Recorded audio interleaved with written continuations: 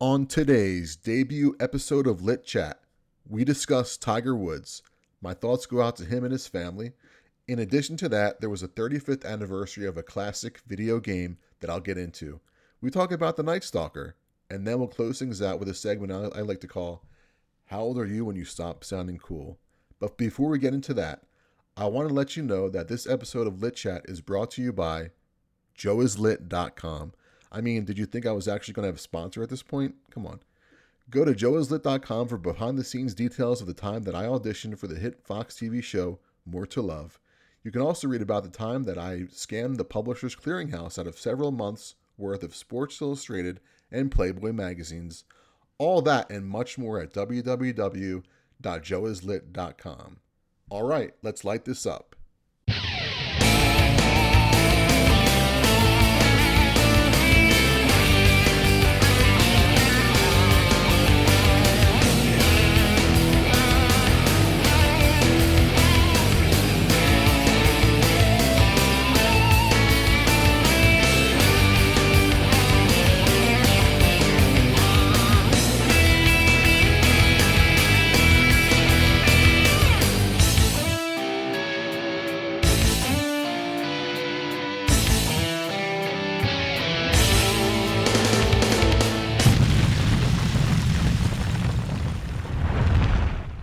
What's up, Heat Seekers? My name is Joe Otis, and welcome to the first ever edition of Lit Chat. We have a packed show for you today, but before we get started, I just wanted to say that this is an amazing feeling right now. I have always wanted to start a podcast. I would say I've wanted to start a podcast for at least the last 10 years. The first podcast I would regularly listen to was from pro wrestler Colt Cabana. Colt is an amazing conversationalist and comedian. His style of podcasting would be to get a microphone, sit in a hotel room, and interview one of his friends, more specifically one of his pro wrestler coworkers. And it was just a regular conversation. It was like two friends just chatting, and he was so amazing. And I loved how candid his style was. It was through him that I was able to discover such modern-day superstars like Kevin Owens, Sami Zayn, Finn Balor, Tommaso Ciampa, and Kenny Omega. That's right. The first time I ever heard of any of these guys was on Colt's podcast. He's a true podcaster in the world professing in wrestling. He was the first one, and many others followed after him and owe him a debt of gratitude for getting the whole thing started. Now, there have been many other podcasters that have inspired me to want to start podcasting, such as Rob Cesternino, Dan Katz, PFT commenter, KFC Radio, Ryan Russillo, and my favorite ex-Eagle, Chris Long. Hell, even Macaulay Culkin to name a few. But now you can add Joe Otis to that list. And you never know, maybe one of you listening out there right now will find some inspiration in me giving this my best shot. Does the world need another podcast? Probably not. But does the world need another really lit podcast? I say, hell yeah. Let's get into it. Tiger Woods, I mean, what can you say? It's a very unfortunate situation. When somebody has to get removed from a vehicle using the jaws of life, that's a really, really bad thing. That and the fact that he broke both of his legs is very troubling, not only for him, but for all of his fans worldwide. You don't need to take it from me to know that Tiger Woods is a legend, and some say the absolute GOAT when it comes to golf. And it's a shame because right now his total tournament wins sit at 82, tied with Sam Snead for the all-time lead. He just needs one more PGA Tour victory to take that solo lead, just one more, and something like this happens. It's so unfortunate. Was he going to pass Jack Nicklaus for the all-time major lead before this unfortunate accident? Now that's debatable. Right now he's 45 years old, he has a bad back, and it was just so thrilling to watch him win the Masters in 2019. At that moment it seemed like, the book was still open on Tiger possibly overtaking Nicklaus if he got hot. I mean, it seems like he still could have just, maybe perhaps, if he got a few more victories in there, four more majors, maybe a U.S. Open, maybe a Masters here and there, maybe he can get that lead. Maybe he can overtake Jack Nicklaus. And like I said, I mean, it was just so thrilling to watch him win that Masters back in 2019. You just really wanted to see him do it again. I mean, but he hasn't really won any majors since then. And with COVID, hitting the world, it only slowed him as well as many golfers down. I feel that this accident unfortunately feels like the nail in the coffin on his career. But who really cares about golf statistics right now? I mean, you just want to see the guy get healthy again, whether he plays golf again or not. But this very well could be the end of his career. And and like I said, I mean, it's very, very unfortunate. Now, I feel that it's a little silly for all the comments that you see on social media about Tiger, that his new girlfriend got pissed off at him, chasing him with a golf club, causing him to crash into a ditch. Come on, that's nuts, guys. That's craziness. He had one bad moment with his ex wife 10 years ago, and that seems to be what many people remember. Not the fact that he very well could be the greatest golfer in the history of the game, whether he incredibly recovers and takes the all time majors lead or not. His accomplishments, his accomplishments, they stand for themselves, not only in his victories, but in his bringing awareness of the game. The way he was a brand ambassador, the way, people, learn about the game, how many more young kids got interested, like in the late 90s or in the early 2000s, how many people, wore the Nike hats or the Nike clothes because of Tiger Woods. He always wore red on Sundays when he was like a shark in the water, smelling blood. I mean, his achievements to the game, they're unquestioned. I mean, some question that recent documentary that was filmed and wonder if he was out partying into the early morning. I say, let the facts come in before we start to make our decisions, about what really happened. Until then, all you can do is, give a little tease and a little peas, thoughts, prayers. Hopefully he'll get better, hopefully he'll get healthy again, and hopefully he'll be able to play some golf. I just want to see him recover, for himself, for his family. It doesn't really matter at this point if he plays golf again because, I mean, that's all that matters. I just, I want to see him get healthy. And, yeah, and that's that. I mean, he was such a, pleasure to watch golf. And I just recently started watching the game in the last few years or so. And, I mean, I never really was into it that much, but watching him, seeing how much he meant to the game, that was very, very inspirational. And he's going to be very, very missed if he never plays again. But I hope he does. All right, folks. So it's the time that all of you nostalgia freaks have been waiting for. It's a time when I bring you back to a more innocent period in our lives, because we're going to celebrate on this very podcast the 35th anniversary of The Legend of Zelda. Zelda was a very groundbreaking game for its time. Released in Japan in February of 1986, the packaging was very, very distinct from many Nintendo games at the time. Did anything look cooler than a gold Nintendo cartridge? I think not, because this game had it. Did it have its own cartoon show? Yes. Did it have its own breakfast cereal? You bet. Its own set of toys? Mm-hmm. Not only that, but it was the beginning of a series that would last for the next 35 years from game system to game system. It's still here. And with the success of the game from each and every generation of Nintendo system that is released, it's not going anywhere. Just think of this. You loved playing this game so much as a kid. Then when you got your Super Nintendo, you loved A Link to the Past. Then when you got your N64, you fell in love with Ocarina of Time. And for all you out there who have kids that are getting into video games, you can see your kids getting into the most recent games on the Switch, Breath of the Wild.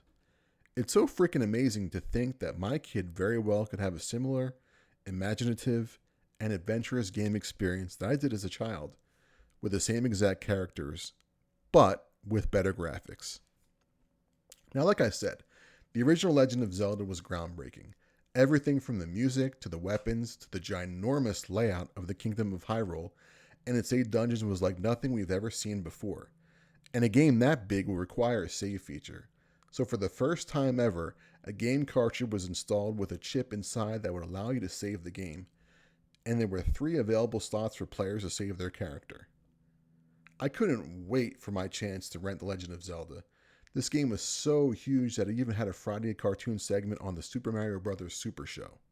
That weekend in the fall of 1989 would be my first time to ever get to play the game, but I didn't have enough money in my piggy bank to buy the game outright. I was going to have to find an alternate way. And that alternate way was video game rental. Now, before Blockbuster was the biggest family entertainment store in the US, we used to have to go to our local mom and pop stores to rent the game. My family rental store of choice was called The Movie Shop on Route 33, which, as you can imagine, has since closed down. But on that weekend, we rented The Legend of Zelda, Marble Madness, and probably Troop Beverly Hills and The Great Outdoors.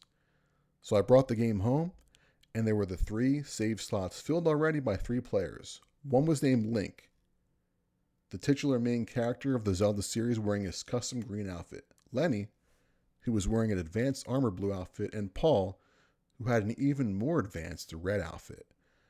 So I set out to start my game. I enter the name Joey over Paul's name, and I begin to play the game. So I enjoy myself for the next hour playing the game, and I explore the first dungeon and I beat it.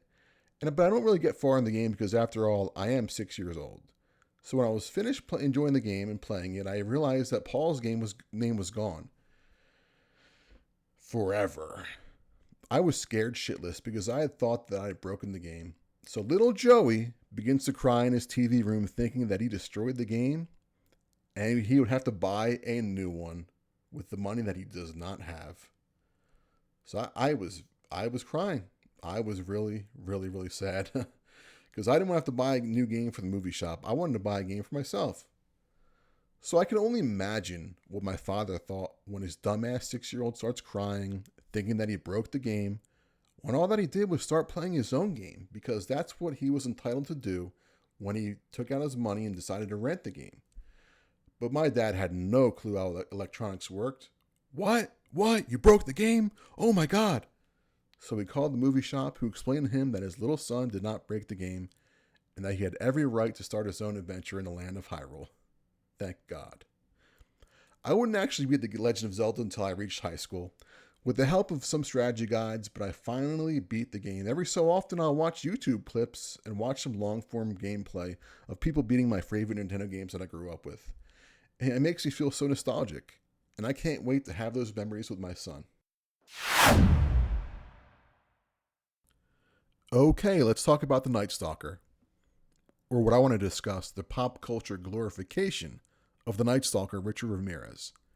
So I recently watched Night Stalker, The Hunt for a Serial Killer on Netflix. And I have to say, this guy was totally freaking crazy. He scared the daylights out of me, and I'm, a chunky guy. He still scared me. I can only imagine the fear that his victims must have experienced. With that taking into effect and consideration the incredible bravery that child victim Anastasia Hronis has to do to relive that terror again here in 2021 by even appearing in this documentary.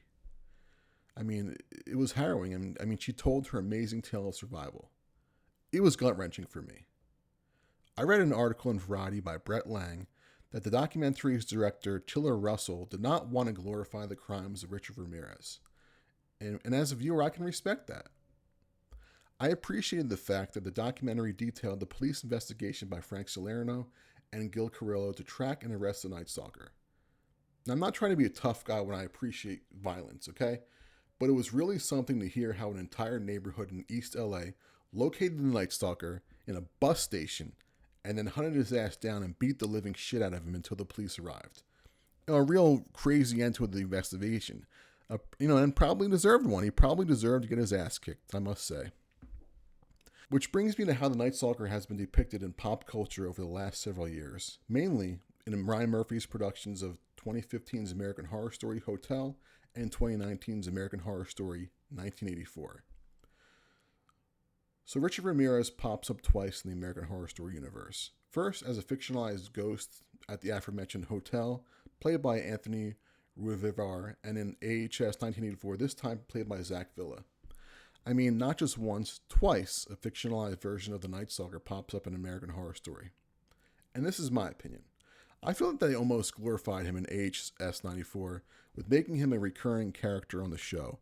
Was that really necessary? Couldn't they have made up a serial killer, came up with a fake name? I mean, I don't know what you guys would think about this as viewers. I mean, do you think they just sort of created their own character? Did they have to use a real life serial killer in this instance? I mean, there were many times when I watched Ryan Murphy shows like American Horror Story and American Crime Story, thinking what would Donatella Versace think about this? What would Ronald Goldman think about this? Seeing, their children's or their siblings or loved ones' murder portrayed on television again, without their authorization. It's very much taking the good with the bad when watching these shows. I mean, they're very entertaining shows. Believe me, I can see that. But it almost I try to have a big heart in situations like this, and sometimes it just, it gets to you. It almost makes you think if he will one day make a series devoted to the real life troubles of Glee, a show that he created. Now, that's a show that had some serious problems, and believe me, I'm not making a joke here. Three of the young main characters have died within 6 years of the show ending. What if someone decided to make a show, showing how Corey Monteith, battled and succumbed to his personal demons through drug addiction?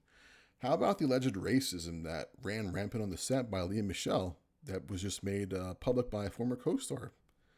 What if someone decided to make a show, detailing Mark Saling's pedophilia and eventual public suicide to avoid jail time, or even Naya Rivera's tragic lake drowning, with her son on the boat?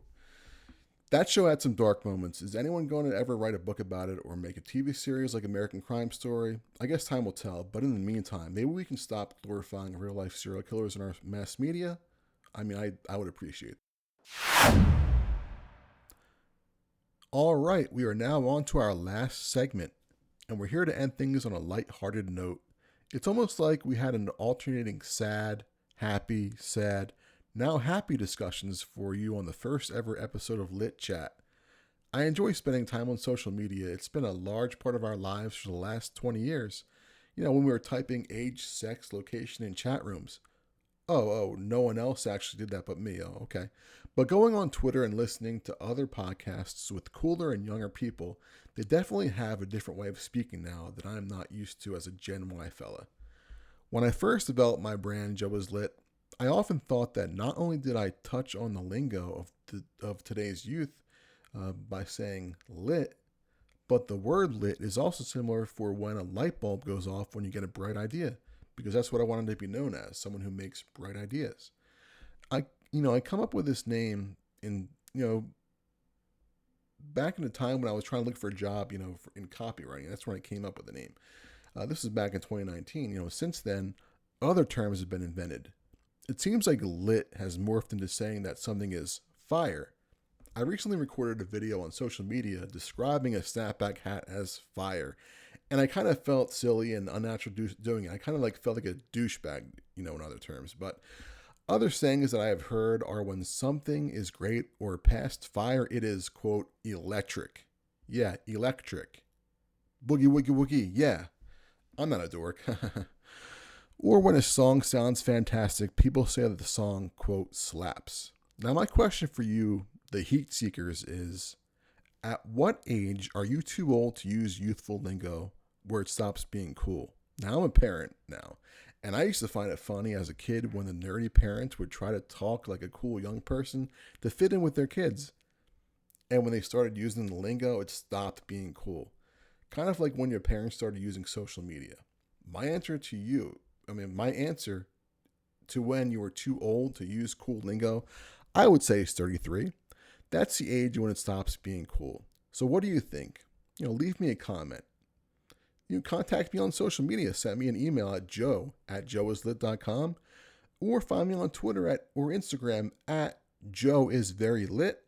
That's Joe is very lit. And on Facebook at Joe is Lit. I can't wait to hear what you say. Well, you made it to the end of the podcast, my debut entry. I can't wait to revisit this several years in the future to hear how much I've improved on my podcasting skills since then. If you like what you heard, I'll be back next Wednesday with another edition of Lit Chat. Please like, comment, subscribe on your favorite podcasting platform to Lit Chat, and help me build this brand. This is Yen as always. Take care and stay lit. Goodbye.